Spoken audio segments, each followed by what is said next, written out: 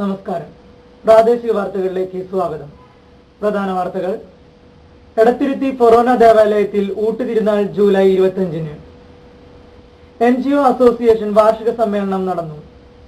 Mini civil സ്റ്റേഷന് കൂട്ടിൽ കൂട്ടധർണ നടത്തി. വാർത്തകൾ വിശദമായി. എടത്തിരുത്തി ഫൊറോന ദേവാലയത്തിലെ ഊട്ടുതിരുനാൾ ജൂലൈ 25 ഞായറാഴ്ച നടക്കും. ജൂലൈ 16 വെള്ളിയാഴ്ച വൈകിട്ട് 5 മണിക്ക് തിരുനാൾ കൊടിയേറ്റം നടന്നു. ജൂലൈ 22 വ്യാഴാഴ്ച രാവിലെ 6:45 വിശുദ്ധ കുർബാന.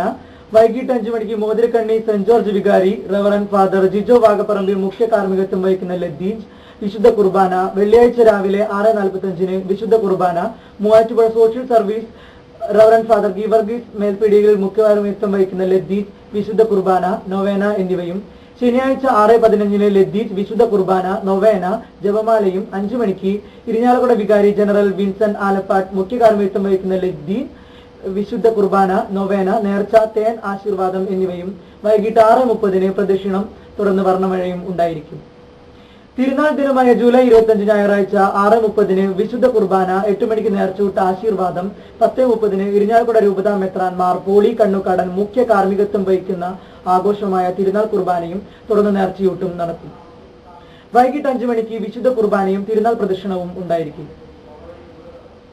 കേരള NGO അസോസിയേഷൻ ഇരിഞ്ഞാലക്കുട ബ്രാഞ്ചിന്റെ 36ാം വാർഷിക സമ്മേളനം നടന്നു.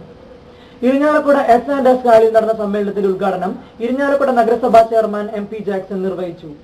ബ്രാഞ്ച് പ്രസിഡന്റ് സന്തോഷ് തോമസ് അധ്യക്ഷത വഹിച്ചു.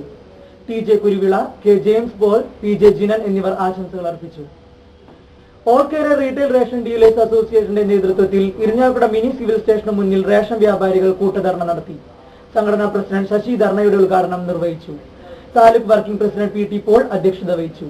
സെക്രട്ടറി P മധു സ്വാഗതവും പറഞ്ഞു. വാർത്തകൾ കഴിഞ്ഞു. നമസ്കാരം.